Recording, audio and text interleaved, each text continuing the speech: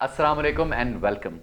पिछली दो एपिसोड्स में हमने पाकिस्तान का एक major central financial problem discuss किया और वो ये था कि क्योंकि हमारा टैक्स रेवेन्यू कम है और हमारे करंट एक्सपेंसेस बहुत हाई हैं तो हर साल हमारा बजट डेफिसिट वाइडन होता जा रहा है और इस डेफिसिट को पूरा करने के लिए हमें पैसे बोरो करने पड़ते हैं। और माली साल 2023 में अगर हमारा बजट तसव्वुर करें कि 100 रुपए का था तो उसमें से 40 रुपए का डेफिसिट था जो हमने बोरो करके पूरा किया। अगर डॉलर टर्म्स में बताऊं आपको तो हमारा बजट 65 अरब डॉलर का था, तो उसमें deficit was about 26 billion dollar जो हमने बोरो करके पूरा किया। और क्योंकि हम डेफिसिट बहुत अरसे से रन करते जा रहे हैं, हमारा टोटल कर्जा बढ़ता जा रहा है क्योंकि हम हर साल मजीद कर्जा लेते जा रहे हैं। और आज जहां पर हम खड़े हैं हमारा टोटल कर्जा जो है मुल्क पर टोटल जो कर्ज है वो 271 बिलियन डॉलर्स का हो गया और ये बनता है 74% ऑफ जीडीपी। अच्छा, हमने ये भी पहले डिस्कस किया था कि कर्ज लेना इटसेल्फ कोई मसले की बात नहीं है। अगर आप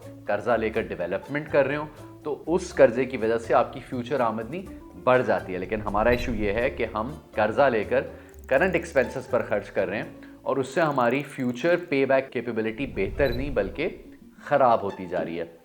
तो जो हमारा टोटल कर्जा है 271 बिलियन का, इसका जो अगर हम रफ ब्रेकअप देखें तो 62% हमारी डोमेस्टिक डेट है जो कि हुकूमत या एज अ कंट्री हम ओ करते हैं to people and institutions within Pakistan, and 38% हमारी एक्सटर्नल डेट है जो कि हमें बैरून मुल्क से ली हुई है। अब इसका थोड़ा सा ब्रेकडाउन अगर हम समझ लें तो जो बैरून मुल्क से हमने डेट ली हुई है तकरीबन 100 बिलियन डॉलर की, इसका 35% हमने मल्टीलैटरल इदारों से लिया हुआ है। मल्टीलैटरल इदारों में world bank, Asian development bank, IMF वगैरह शामिल है। इसका तकरीबन 20% के करीब हमने बायलैटरल कंट्रीज से लिया हुआ है। बायलैटरल लोन वो होता है कि जिससे दो ममालिक के दरमियान, दोस्त ममालिक के दरमियान एक रिलेशनशिप है, उस बेसिस पर आपने लोन लिया हुआ है। तो उसमें चाइना से हमने तकरीबन 14 अरब डॉलर लिए हुए हैं, जापान से तकरीबन 5 अरब के करीब लिए हुए हैं, सऊदी अरेबिया से तकरीबन 2 अरब के करीब लिए हुए हैं। और फिर जो बाकी रिमाइंडर है वो हमने बॉन्ड्स की सूरत में, कमर्शियल बैंक्स के साथ लोन की सूरत में, नया पाकिस्तान सर्टिफिकेट की सूरत में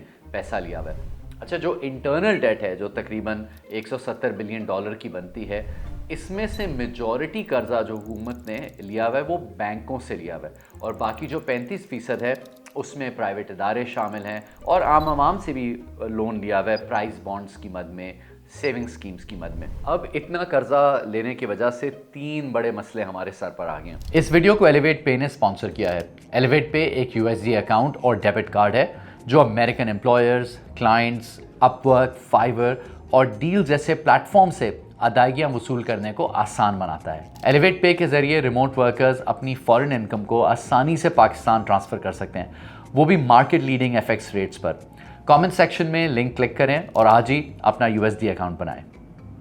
पहला मसला तो ये है कि हमारे कर्जों ने हमारे बजट को टेक ओवर कर लिया। अब आप अच्छी तरह जानते हैं कि कर्जा लेने का पहला उसूल होता है कि आप कर्जा लेते हैं तो उस कर्जे पर आपको इंटरेस्ट पेमेंट या सूद आपको पे बैक करना पड़ता है। तो माली साल 2023 में हमारा बजट अगर 100 रुपए का था तो उसमें से 35 रुपए का खर्चा तो इंटरेस्ट पेमेंट से की तरफ चला गया। और अगर हम इनकम साइड पर देखें तो आपको याद होगा हमने डिस्कस किया था कि इनकम तो सिर्फ 60 रुपए की थी, 40 का डेफिसिट था और ये डेफिसिट को पूरा करने के लिए हमने 40 रुपए का ताज़ा कर्जा लिया। तो एक तरफ हमने 40 रुपए का ताज़ा कर्जा लिया और एक्सपेंसेस साइड पर 35 रुपए इंटरेस्ट एक्सपेंसेस में पे कर दिए। इस करंट माली साल तवक्को की जा रही है कि जितना हम ताज़ा कर्जा लेंगे उतना ही हम इंटरेस्ट पेमेंट्स में अदा करेंगे अपने लेंडर्स को। तो अब आप एक कंपनी हो या एक घर हो या मुल्क, आप सब जानते हैं कि इंटरेस्ट पेमेंट्स इतनी अगर बलून कर गई हैं कि उसको पे करने के लिए आपको फ्रेश कर्जा लेना पड़ रहा है उतनी ही अमाउंट का, तो आप पूरी तरह से कर्ज के जाल में फंस चुके हैं। अच्छा, दूसरा सेट ऑफ इश्यूज जो है वो हमारी फॉरेन डेट से मुंसलिक है। अब जो हमारी टोटल डेट है उसमें से 38% हमने बाहर के मुल्कों से लोन लिया हुआ है और मल्टीलैटरल इदारों से लोन लिया हुआ है। अब इसमें पहला इशू ये है कि क्योंकि ये लोन हमने डॉलर्स में लिया हुआ है, इसको प्रिंसिपल पे बैक करने के लिए या इसका इंटरेस्ट पे बैक करने के लिए हमें मज़ीद डॉलर दरकार होते हैं। तो हम मज़ीद डॉलर्स में लोन लेते हैं और ताकि हम डॉलर्स में लिया हुआ लोन और उस पर अदा होने वाला जो इंटरेस्ट है उसको भर सकें। तो एक विशेष साइकिल है और हर इस राउंड के बाद हमारी करेंसी मज़ीद वीक हो जाती है। दूसरा इसका इशू ये है कि हमारी बहुत सारी पेमेंट्स फौरी तौर पर ड्यू हैं। सिर्फ माली साल 2024 में तकरीबन 20 बिलियन की पेमेंट्स वापस ड्यू हैं, जिसमें से 7 बिलियन डॉलर्स के तो फ्रेंडली डिपॉजिट्स हैं जो कि दोस्त ममालिक ने किए हुए हैं। इसके बाद तकरीबन 10 बिलियन डॉलर्स ड्यू हैं 2025 में और 10 बिलियन डॉलर्स ड्यू हैं 2026 में। अब आप खुद ही सोचें कि अगले 3 साल हमारी हुकूमत का तमाम जो फॉरेन पॉलिसी का एजेंडा होगा वो सिर्फ ये होगा कि किसी तरह इन कर्ज़ों को रीस्केड्यूल करा लें और बाकी मुल्कों से और मल्टीलैटरल एजेंसीज से मोहलत हासिल कर लें। और आप ये भी सोचें कि अगर कोई एक भी इदारा या कोई एक भी मुल्क इस लोन में हमें मज़ीद तोसी करने में ना कर देता है तो हम टेक्निकली डिफ़ॉल्ट में जा सकते हैं। अच्छा, तीसरे सेट ऑफ इश्यूज जो हैं वो लोकल डेट के हवाले से हैं। गवर्नमेंट क्योंकि लोकली बोरो करती है मेजॉरिटी पैसा, उसको पे बैक करने के लिए गवर्नमेंट फ्रेश पैसे प्रिंट कर देती है ना। अब जब रुपया मज़ीद प्रिंट होगा, रुपए की सप्लाई बढ़ जाएगी, जब उसकी सप्लाई बढ़ जाएगी उसकी वैल्यू गिर जाएगी और अशिया के मुकाबले में जब रुपए की वैल्यू गिरती है तो इन्फ्लेशन कॉज होता है क्योंकि करेंसी वीक हो जाती है और प्रोडक्ट्स और सर्विसेज महंगे हो जाते हैं। तो ये एक बहुत बड़ा इशू है करेंसी प्रिंटिंग का। सेकंड इशू और प्रॉब्ली इस पूरे डेट की सिचुएशन में सबसे अहम इशू वो ये है, हुकूमत प्राइमरीली बैंक्स से कर्जा ले रही है ना। बैंक्स का काम क्या होता है?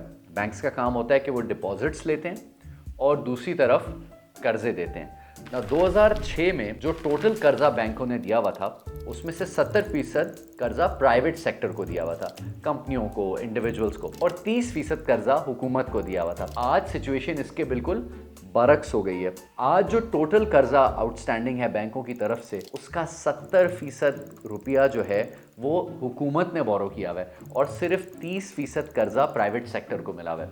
इसको इकोनॉमिक्स में कहते हैं क्राउडिंग आउट, कि जब स्टेट की इंटरवेंशन से प्राइवेट सेक्टर किसी भी चीज़ से क्राउड आउट हो जाता है। अब इसकी वजह से एक दो अहम मसले पैदा हो रहे हैं। एक मसला तो ये है कि आप सब जानते हैं कि छोटा कारोबार हो या बड़ा, उसको शॉर्ट टर्म या लॉन्ग टर्म बोरोइंग की ज़रूरत पड़ती है, लेकिन क्योंकि बैंक्स के पास एक इतनी बड़ी हुकूमत खड़ी हुई है जिसको वो सेफ बोरोवर समझते हैं, उसको वो लेंडिंग करते जा रहे हैं, तो वो प्राइवेट सेक्टर को ग्रोथ के लिए कैपिटल नहीं दे रहे। और दूसरी बात यह है कि जब बैंक्स का रिस्क एक सिंगल पार्टी पर इतना बड़ा हो गया है कि एक ही बोरोवर जो हुकूमत पाकिस्तान है, बैंक्स की बैलेंस शीट का 70% एक्सपोजर हुकूमत पाकिस्तान की तरफ हो गया, तो इससे एक पूरे बैंकिंग सेक्टर पर एक रिस्क क्रिएट हो जाता है। अब आखिर में इस बात को अगर कंक्लूड करें तो मैं वही बात जो पिछली हम 2 वीडियोज़ में भी करते रहे उसी को दोबारा समराइज़ करूँगा कि 100 में से अगर हमारी आमदनी 60 की है और 40 का हम कर्ज़ा लेते हैं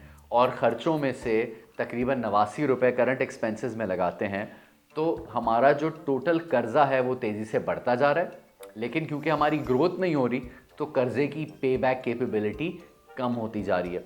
अब इसका सलूशन क्या है? ये कोई रॉकेट साइंस नहीं है, आप सब इस सलूशन को जानते हैं। हमें अपने टैक्स टू जीडीपी रेशो को बढ़ा के तकरीबन 12% के करीब करना पड़ेगा। हमें जो अपने हुकूमती एक्सपेंसेस हैं, जारी अखराजात हैं, उनको कम करना पड़ेगा। हमें सब्सिडीज़ को रैशनलाइज करना पड़ेगा और बहुत इंपॉर्टेंटली जो स्टेट ओन एंटरप्राइजेज़ हैं, ख़ास तौर पे जो loss making state own enterprises हैं, उनको हमें प्राइवेटाइज करना पड़ेगा। हमारी अगली वीडियो स्टेट ओन एंटरप्राइजेज़ के ही हवाले से होगी। वी होप आप इस वीडियो की तरह उसको भी देखेंगे एंड हमें फिर से अगली वीडियो के लिए ज्वाइन करेंगे। अगर आपको ये वीडियो पसंद आई हो तो हमारे चैनल को सब्सक्राइब करें। इस वीडियो में जो डेटा सोर्सेज इस्तेमाल हुई हैं उनके लिंक्स कमेंट्स में मौजूद है। और जाते हुए एक सवाल, आपके एनालिसिस के मुताबिक पाकिस्तान को इस डेट ट्रैप से निकलने के लिए क्या करना पड़ेगा?